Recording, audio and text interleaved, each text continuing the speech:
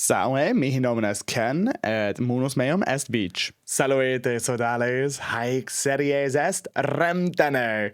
Est series sermonum Latinorum ad linguam Latinam discendam. Mihi nomen est Andreas, et hodie vobiscum de acta loqui velim. I'd like to talk with you all today about the beach.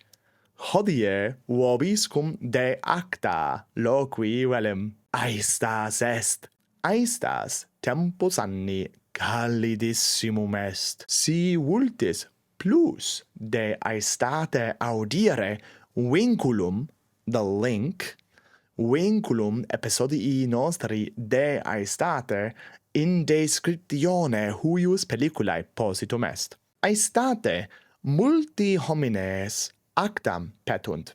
Nam in acta est refugium contra calores, the heat, calores, et Romani antiqui saepe actas petebant aestate propter, because of, on account of, propter calores. In acta multa sunt quae agimus. Pilla ludere, in harena jacere, to lie in the sand, in harena jacere, apricari, to sunbathe, apricari, natare, et multa alia agere possumus. Cum pueressem non multum actas frequentabamus.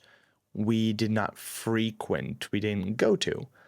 Frequentabamus, nam actae matrem meam non delectabant. Actae tamen iam me delectant. Cum in acta sum libros legere, pila ludere, et natare maxime me delectant. Aestate tamen actae valde frequentes, very crowded, valde frequentes sunt. Propter hoc non saepe actas frequento. Turbae, crowds, turbae enim hominum non me delectant. Propter hoc cum ad actam meo mane, in the morning, mane eo. Non enim multum me delectat aestuare, to be hot, to feel heat. Aestuare, neque uri volo sole. I don't want to be burned by the sun. Neque uri volo sole. Sol multum lucet, et facile uror sole. Propter hoc saepe lomento solari, suntan lotion, sunblock, lomento solari utor, I use, utor, ne sole urar. Manete sodales nolite abire, nam iterum totam rem dicam, celerius et sine vocabulis Anglicis. Poteritisne intellegere omnia celerius? Viderimus. Manete et videte. Salvete sodales, haec series est Rem Tene, est series sermonum Latinorum ad linguam Latinam discendam.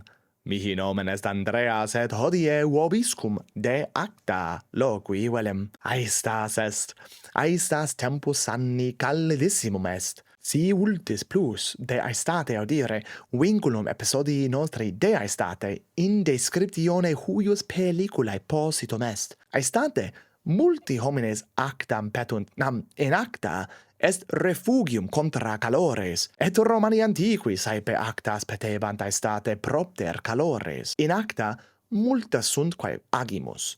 Pilla ludere, in harena jacere, apricari, natare, et multa alia agere possumus. Cum pueressem, non multum actas frequentabamus, nam actae matrem meam non delectabant, actae tamen iam me delectant. Cum in acta sum, libros legere, pila ludere, et natare maxime me delectant. Aestate tamen actae valde frequente sunt. Propter hoc non saepe actas frequento, turbae enim hominum non me delectant. Propter hoc, cum ad acta meo, mane eo, non enim multum me delectat aestuare, neque uri volo sole, sol multum lucet et facile uror sole. Propter hoc, saepe lomento solari utor, ne sole urar. Bene, Satis est, haec hodie habui quae dicerem, quid vos? Delectantne vos actae? Quid in acta agitis? Facite nos certiores. Quomodo?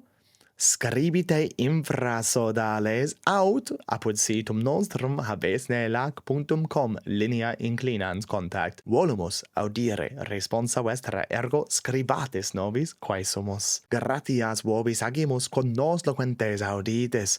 Et dicendum est. It must be said, I have to say, dicendum est. Gratias maximas agimus patronis nostris apud Patreon. Sine patronis nostris hoc agere non possemus. Ego sum magister non multum temporis habeo, sed patroni nostri efficiunt, they make it, efficiunt ut hoc agere possem. That I can do this. Ut hoc agere possem. Si vultis fieri patroni nostri, vinculum infra positum est. Speramus fore ut hoc episodion vobis placuerit. Si placuit vobis hoc episodion, ecce hoc episodion multum vobis placebit. Curate utem proximum valeatis et mementote sodales. Rem tenete, verba sequentur.